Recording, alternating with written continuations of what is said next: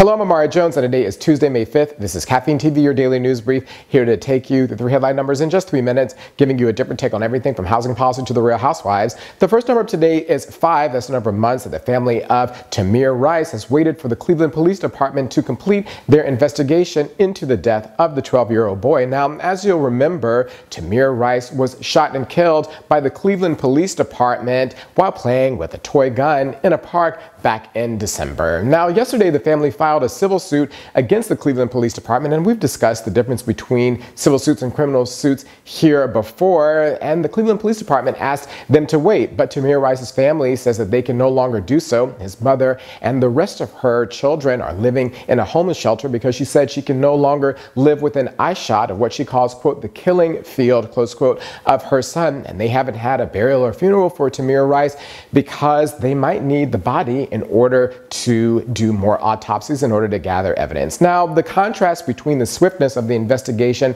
and the charges being handed down in Baltimore versus Cleveland is striking, and it just goes to show just how much latitude the criminal justice system has in dealing with cases involving cops versus everyone else, and that gap between the police and everyone else is why the country remains on edge. The next number today is 135,000. That's the number of Ethiopian Jews in Israel, and over the past 2 weeks, that community has protested day in and day out in order to call attention to the systemic discrimination that they face, which, even according to the President and Prime Minister of Israel, is due solely to the color of their skin. Now, tensions flared when Jerusalem police beat up for no reason an Ethiopian-Israeli soldier who was unarmed and out of uniform. It was all captured on tape. But like in Baltimore, the demonstrations in Israel are reflective of some harsh realities. Now, Ethiopian Jews were brought to the country back in the 1980s when there was a famine in Ethiopia, and although they make up just 2% of Israel's population, make up 1/3 of all of those in Israel's jails and have the highest poverty rate of any group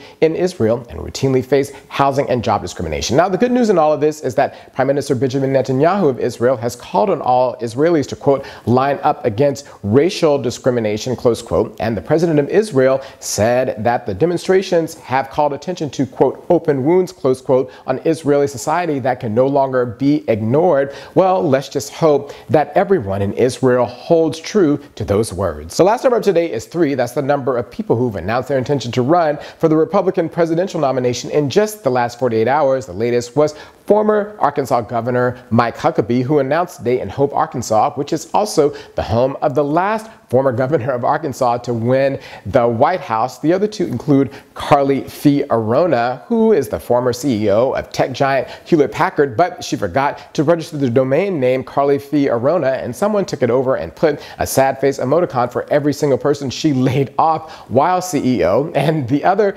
entrant includes Dr. Ben Carson, a neurosurgeon who shot to fame when he said that Obamacare was, quote, worse than slavery, close quote. Basically, to President Obama's face, his announcement was made in Detroit and included a gospel choir who did a rendition of Eminem's Lose Yourself. Now, with these 3 announcements, the number of those who've either signaled their intention to run or announced their run outright in the Republican Party is up to 8, and increasingly, the Republican presidential nomination is starting to look like a clown car in the middle of a circus when you open the door and dozens of people fall out.